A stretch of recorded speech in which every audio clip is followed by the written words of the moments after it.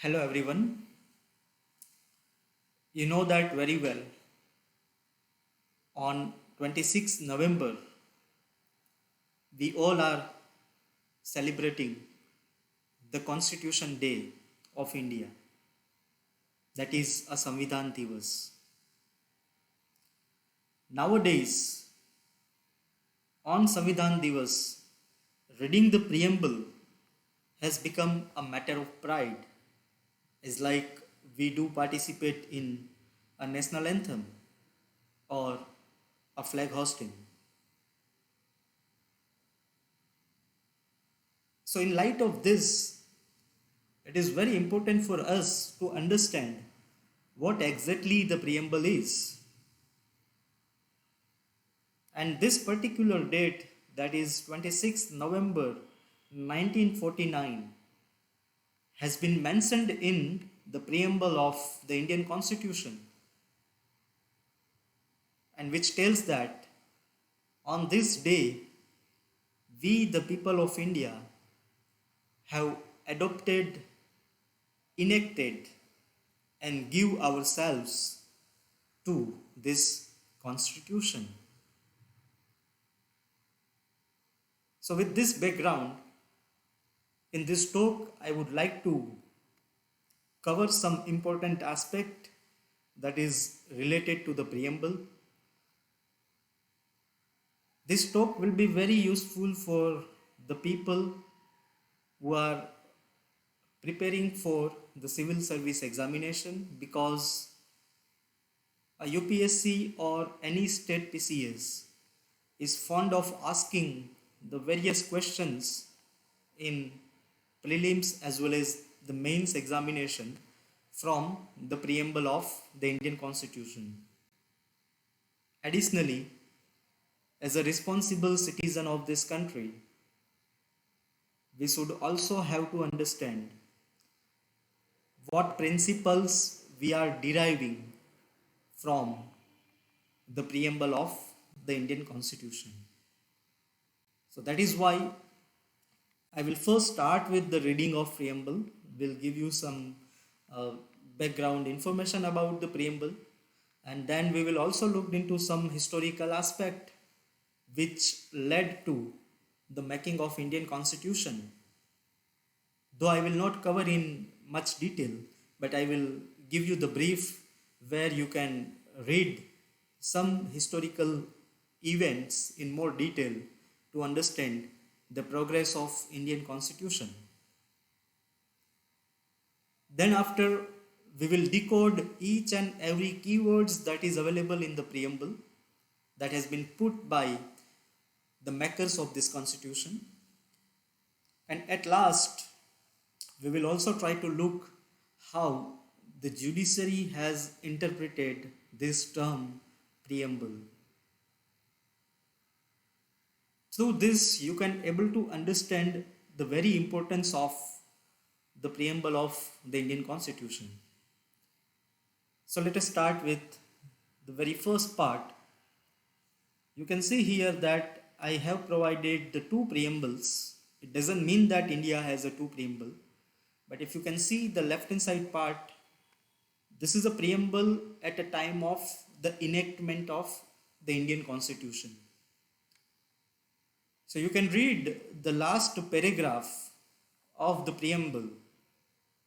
In our Constituent Assembly, the Constituent Assembly is responsible for making of this constitution.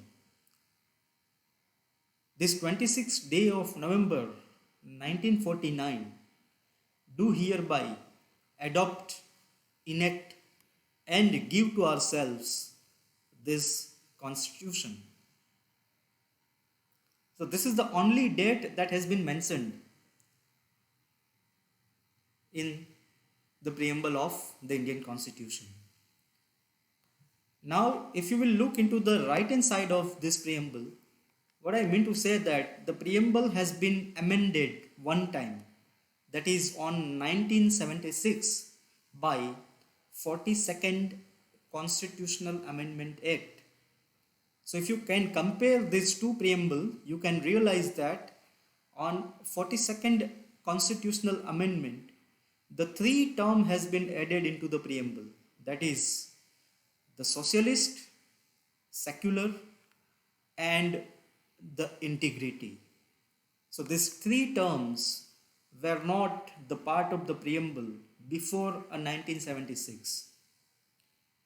So preamble has been amended one time and this three term has been added. So what I will do is I will first try to read the current preamble that we do have and then we will move to the next section. So you can also read along with me. We, the people of India, having solemnly resolved to constitute India into a sovereign, socialist, secular, democratic republic and to secure to all its citizens justice, social, economic, and political, liberty of thought, expression, belief, faith, and worship, equality of status and of opportunity, and to promote among them all the fraternity, assuring the dignity of individual and the unity and the integrity of the nation. In our Constituent Assembly this 26th day of November 1949, do hereby adopt, enact, and give to ourselves this Constitution. So, this is a preamble of the Indian Constitution. The concept of preamble in the Constitution has been emerged from the Constitution of USA. And that is why the term preamble we adopted from the Constitution of the USA. So literally the meaning of the preamble is nothing but the introduction, or we can say that a preface. But as it has been debated in the Constituent Assembly, the chairman of the drafting committee, Dr. B.R. Ambedkar, has said that the preamble along with the Article 32 of Indian Constitution is the soul of the Constitution of India. The eminent jurist Nani Palkhiwala Sahib, you might be aware of a famous Keswanand Bharti case, and in that particular case, the Palkhiwala Sahib was also the lawyer. So he said that the preamble of the Indian Constitution is nothing but the identity card of the Constitution of India. The entire Constitution has been put before the Constituent Assembly by the members of the drafting committee, which I already told you, which is being headed by the Dr. B.R. Ambedkar, and who was the first law minister of India.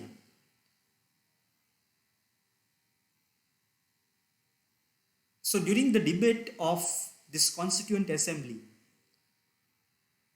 the people have said that what we can include in the preamble, like someone has demanded to put the name of Gandhiji, someone has demanded to put the name of God in the preamble or in the preface of the Indian Constitution. But what the chairman of the drafting committee, Dr. B.R. Ambedkar, has suggested that the Constitution of the India is the result of the will of the people, and that is why it is very appropriate to put or to start the preamble with "We the people of India." So I'll tell you the meaning of this, but before that we will just try to look into some historical event and that has led to the making of the Indian Constitution. As I already told you that I'll not go in much detail, but I am giving you some reference that if you are really preparing for a civil service examination, that this historical events will be very useful to you to understand the progress of the Indian Constitution. So you see that I am, as a part of a historical background, I am starting with the Lahore session of Indian National Congress, and that was on 1929. You see, before, like if we will just go into the modern Indian history, the Government of India Act 1919 has been enacted. And this Government of India Act 1919 is very comprehensive. The kind of a representative democracy has been tried to implement it. Apart from the concept of hierarchy was included in the provinces. I'm just giving you the background, you can see in much detail in any of the reference book. But I'm directly jumping to the year 1927 because there was the widespread agitation on this concept of hierarchy, and because of that, the Simon Commission has been established. It has been constituted in 1927 by the British Parliament. The objective of the Simon Commission was to review the hierarchy that has been introduced in 1919 Act, and apart from that, a very first time the British Parliament has provided the objective to prepare the model constitution of India. See, if you will look into the history from 1916 to 1918, there was a concept of Home Rule League movement that has been pioneered by the Annie Besant and the Bal Gangadhar Tilak. At that time also, the Constitution of India was not the demand for the Indian nationals, whether the demand was for the Swaraj. But the actual meaning of the Swaraj has not been clarified by the freedom struggle of the Indian nation. But if you will look into the Simon Commission, the main objective of the Simon Commission would be what? To prepare a model constitution for India. But what was the problem? The Simon Commission, that was a 7-member commission where all are the whites. There were no Indians included in this commission, and that is why the Indian National Congress, you know that Indian National Congress has been established in year 1885 by the British civil servant E.O. Humes, and Indian National Congress is considered as one of the prominent in this freedom struggle movement. So in the Madras session of Indian National Congress 1927, the Simon Commission has been boycotted. Then after, in 1928, if you will see, the Simon Commission has come to India, whereas a lot of anti-Simon movement has been started in India with a slogan of Simon Go Back. And you are also aware that in the same year, 1928, at Lahore, the Lala Lajpat Rai was died due to the agitation of anti-Simon slogan. Now, in a backdrop of that, the Britain government has made a Deepavali declaration. And in this Deepavali declaration of 1929, you will see that the Britain has announced for the dominion status to India. And in light of that, in Lahore, in 1929, the Indian National Congress, in an Indian National Congress session that is being headed by Pandit Jawaharlal Nehru, the concept of Purna Swaraj has been emerged.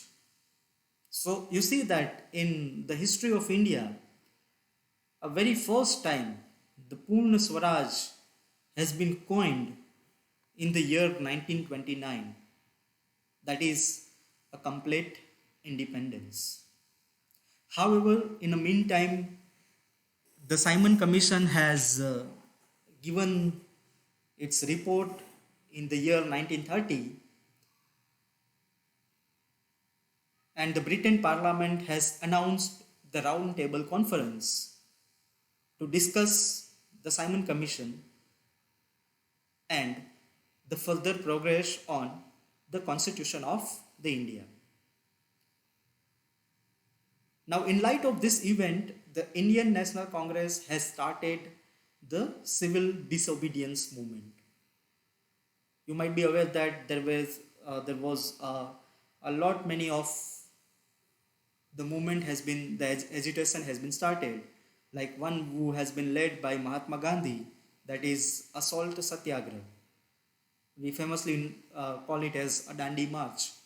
But apart from that, there are various historical agitation during this civil disobedience movement that you must have to know. That is Annai Dhobighat movement, forest movement, a non-payment of tax revenues, non-payment of zamindari. So these all are the events that has been started, and if we will club it together, we call it as collectively a civil disobedience movement. Okay. Now, if we look into the second part, that is a Karachi resolution by the Congress that was on 29th March 1931. In the Karachi resolution has provided the facet of the Indian Constitution. The Karachi resolution, the Karachi session has been headed by the Sardar Vallabhbhai Patel, where the fundamental rights of the India has been demarcated. Apart from that, the various social and the economic aspect of the Indian population has been considered, and it has been added into the 18th resolution that was there in a Karachi resolution. Now, this Karachi resolution, you see that every time the Indian National Congress is meeting on December, they are conducting their session on December, but you can see the date, this is the 29th March 1931. So we can consider the Karachi session was a special session of Indian National Congress. So there were three reasons for the commencement of this Karachi resolution. You can see the photo over here also.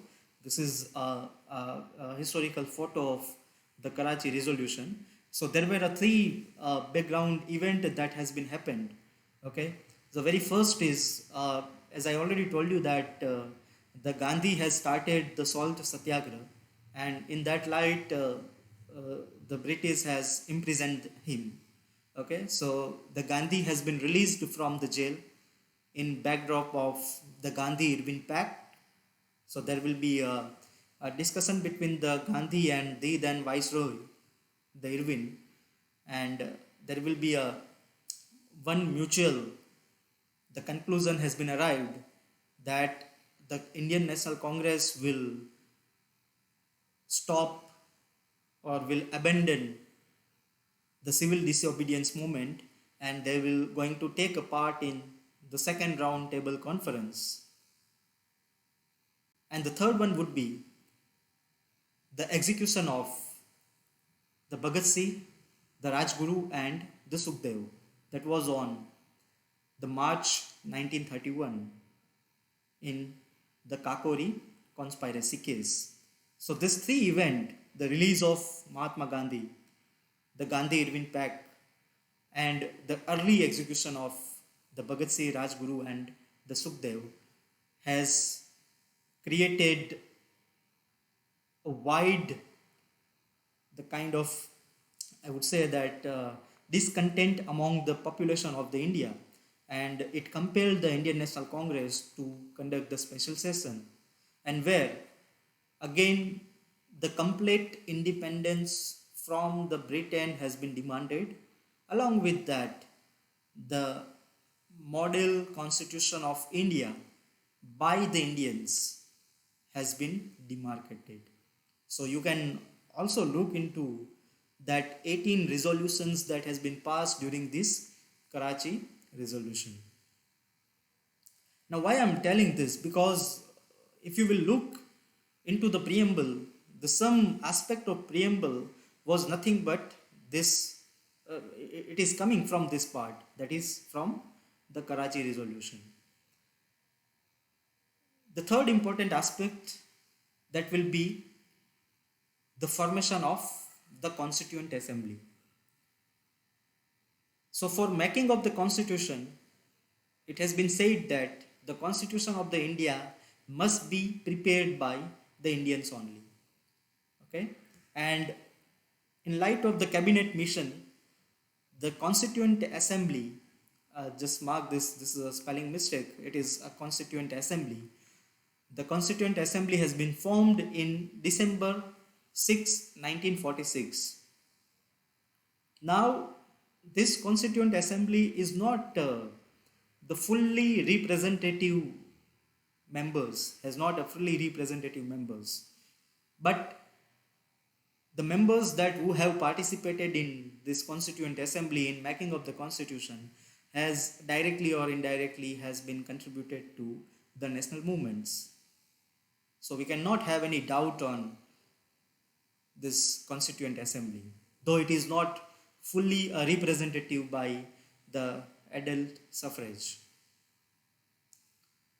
Now, there are various debate that has been made in like Constitution of India, that like you can you know that it has took 2 years, 11 months and 17 days to prepare the entire constitution. So many of the members within the Constituent Assembly has also criticized that. Like if we look into the Constitution of USA, the USA Constitution has been made in simply 123 days. But really we need to understand that while making the constitution makers, the various the members of the committees, like in this Constituent Assembly, there was a lot of committee, the minor and major committees has been created by the president of Constituent Assembly. There were some major committees like the Union Power, that has been headed by Jawaharlal Nehru, the Committee on Fundamental Rights, that has been headed by Sardar Vallabhbhai Patel. The most important and the prominent committee is the drafting of Indian Constitution, which is being headed by Dr. B.R. Ambedkar. So there were a lot of committee, and they have interested to prepare the model constitution of the India. So I'm going to explain you that why it has took the 2 years, 11 months and the 17 days. But before that, the first sitting of the Constituent Assembly has been there on December 13, 1946, and during the first sitting, the Pandit Jawaharlal Nehru has presented the objective resolutions.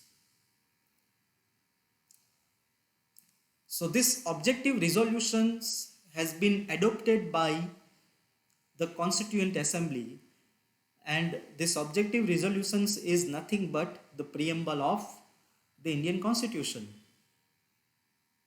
So it is not again directly copied from the copied of this objective resolution that has been presented by Pandit Jawaharlal Nehru, but that has been modified by the drafting committee, and that has been represented in a form of a preamble that we have looked before. So it has been presented by Jawaharlal Nehru in December 13, 1946. Then you see that I have included one more date, that is the November 4 to November 9, 1948. So up to November 3, 1948, you see that our first session has been started. The session of the Constituent Assembly has been started on December 13, 1946. Up to the 3rd November 1948, the Constitution of India has been prepared. And the first reading of this constitution that has been prepared by the drafting committee has been started from 4th November to 9th November. Okay, so this reading has been done by the Dr. B.R. Ambedkar, the chairman of the drafting committee. Then after, on 15th of November 1948 to the 17th of October 1949, you can see the span of 1 year.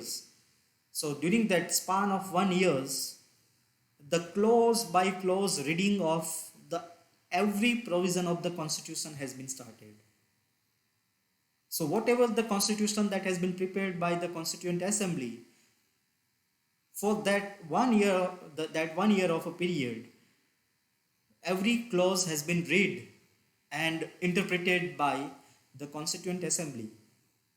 So you see that how meticulously the makers of the Constitution has given the Constitution to us. And that is why it took a long years. And during that clause by clause reading, you see that almost 7,500 amendment has been proposed. 7,500 amendment means a changes has been proposed by the various members of the Constituent Assembly, and out of that almost 5,500 amendment has been taken into the consideration, and finally on 17th of October our task of making the constitution has been completed. And on 26th November 1949, we enacted, though it is being prepared by the Constituent Assembly, but as I already told you that in this slide, who is the authority of the Constitution? We, the people of India. So we, the people of India, have adopted and enacted this Constitution on 26th November 1949, and that is why this day we are celebrating as the Savidhan Divas. So I hope up to this you can able to understand what is the how the preamble has been progressed, and now what we will try to do is we will try to look into the preamble and we'll try to understand what exactly the preamble is giving us. So, as I already told you that the preamble of Indian Constitution is the soul of the Constitution, as it has been said by Dr. B.R. Ambedkar. Now, what he tried to mean that? He said that on 25th November 1949, that is a day before the enactment, that in a future, if any of the confusion that arise in light of any article of the Indian Constitution, the interpreter of the Constitution has to look into the preamble. And if it is in a consonant with the preamble of the Indian Constitution, it has to be interpreted in a consonant of the preamble of the Indian Constitution. So now let us look into the significance of the preamble. By looking at the preamble, we have already made a reading of this preamble. But what now we will try to do is we'll try to understand each and every the keyword that has been available in the preamble. So by looking at the preamble, what the preamble actually gives you. So preamble provides the detail of the source of authority. The very first thing that it is being provided is what? The source of authority. So you can see the very starting of the preamble is we the people of India. So what it literally means that we the people who has created this constitution.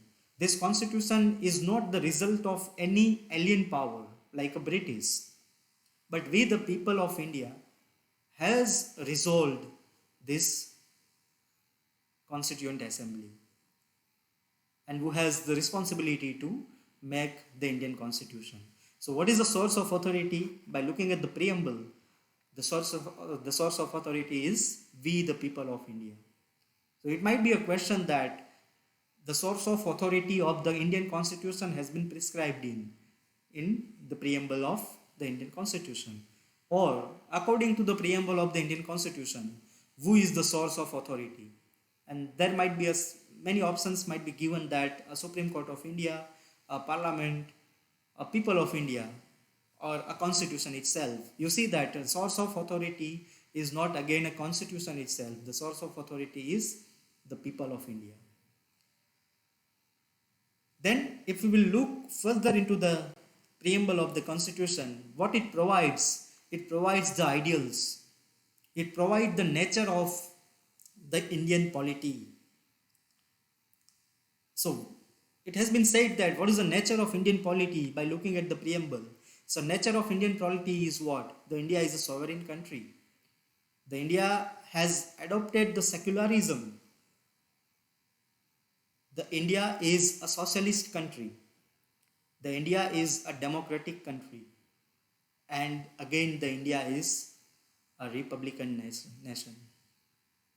So this term, sovereign, socialist, secular, democratic and republic, actually tells the nature of the Indian polity or Indian governance. We also need to look into that what kind of aspirations or what the Constitution of India is trying to achieve. What is the goal of implementing the Indian Constitution? So they have provided that in this second paragraph. So you see that the aspiration or the goal of Indian Constitution is to provide the justice, to secure the liberty, to promote the equality, and to foster the fraternity. Again, we need to understand that why the justice has been given first or the priority over the liberty, equality, and the fraternity. Because the justice will be something that can be achieved if you can able to secure the liberty, equality, and the fraternity. And that is why on that 25th November 1949, in the speech of Dr. Ambedkar, it is famously again known as a Grammar of Anarchy. Everyone must have to read that speech. And he said the concept of a social justice, a social democracy, and he also defined what it means by a social democracy. And when we'll try to understand this keyword, I'll show that some part of that the speech of Dr. B.R. Ambedkar, and from that you will be able to understand the political democracy that we have achieved. But to achieve the social democracy, we have to provide the justice. And this justice is nothing but the way of life where the people will get the liberty, people will enjoy the equality, and the people will foster the fraternity. So in light of Indian polity, we need to understand the meaning of that keywords. And apart from that, as we have made a various discussion, that the date of enactment of the constitution is also being provided, that is 26th day of November 1949. Okay, so now let us look at the ideals or the nature of the Indian constitution. And by looking at that, we know that the nature of Indian constitution is the India is a sovereign country, India is a socialist country, India is a secular country, India is a democratic country, and India is a republican country. So we need to understand this, the meaning of each and everything, because it is very important for the exam point of view. Apart from that, like someone will ask you that why we are a republican country, then we must have to know that what is the meaning of the term republic. Okay, why we are a secular, because secularism in India is always a questionable. So we will also look into the various judgment in terms of a secularism, and we'll try to defend why still the India is a secular country. So starting with the very first, the sovereign. So what it mean by the sovereign? The sovereign, it ultimately mean that India is a master of its own destiny. There is no any alien power who will decide the policy of the India. So when I say the India became the sovereign in 1947, the 15th August 1947, it means that now the India can decide the fate of its own. Generally, there are two types of sovereignty in the political science: the internal sovereignty and the external sovereignty. So what it means by the internal sovereignty, that while deciding any of the policy within the territory of India, the Indian government will not being influenced, I would say the negatively influenced by any other power. India is free to choose its own internal policy. Like some example I would like to quote over here. Like in 2019, we have abrogated the Article 370. We have removed the special status to the Jammu and Kashmir. And again, it is an international issue. Why? Because India and Pakistan have their border conflict in terms of the Jammu and Kashmir. But what the other nation has said that, like a Russian president has said that India has the internal sovereignty to decide. Okay? Taking an example of external sovereignty, like immediately after the independence, you see that the world has observed the Cold War. But the India has adopted the policy of a non-alignment, that they are not being aligned themselves to any of the power. There are various international treaties available in the world. We are not signatory to this. Why? Because externally we are the sovereign.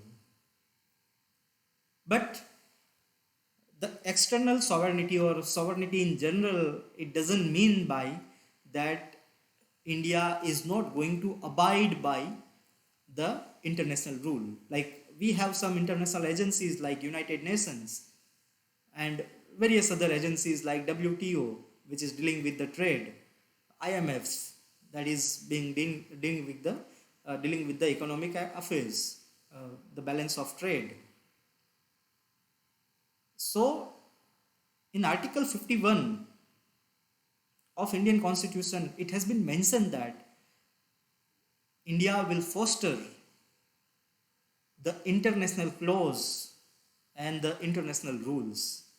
But it doesn't mean that, let's say we are signatory to the United Nations, but it doesn't mean that the United Nations is commanding the policy of India. Whether to be a part of any treaty would be a sole decision of the Indian policy or the Indian government. So that is a meaning of the sovereignty. We are sovereign internally as well as the externally. The second important aspect, that is the socialist. And we need to understand this term first, what it means by the socialism. And before we try to understand what it means by the socialism, we have to understand the term, the liberalism. So as you know that this term socialist has been added in Indian Constitution by 42nd Amendment Act 1976. Now first let us try to understand the concept of liberalism. So liberalism is something that this is a philosophy of a 17th century that has been given by a British philosopher John Locke. And liberalism in its very term says that there should be a minimal interference of the state. When I say the state is meant by the government. So when there will be a limited interference of the state, we call this concept as the liberalism. Now, from this concept of liberalism, there was a concept emerged, that is a capitalism. You know that in 19th and 20th century, there was the Industrial Revolution, and Industrial Revolution is at a peak in the Western Europe. And to promote the industry, what they require is the capital. And the capital can be only achieved through the private participation if there is a no or a minimal control of the state. So if you also look into the history of the modern India, you see that in the year 1813, that was a start of a 19th century where the Industrial Revolution was at peak. And to foster the industries, what we require is a raw material. And India and the east of India were now known for the raw materials, right? So if you see in the Charter Act of 1813, the monopoly of East India Company has been abolished by the British Parliament, except the monopoly with China and the tea trade. In 1600, the Crown, the British Crown, has given the monopoly to the East India Company to do the affairs or to do the business or the trade in the eastern side of the India. Now what it means by the monopoly? No other companies or industries in Britain, from the Britain, can do the business freely. They have to take the permission from the East India Company. But to foster the industries, what they require is a capital. Apart from that, what they require is the raw material. And that is why the wide agitation has been there in the Britain. The people demanded for the free trade over India. And that is why the Charter Act of 1813 has been came into the force. And immediately after the 20 years, you can see that the Charter Act of 1833, and in that Charter Act of 1833, the East India Company, their trading monopoly has been completely abolished. So by Charter Act of 1833, the East India Company has become what? The East India Company has become purely an administrative body. Right? So the concept, the philosophy of the liberalism has promoted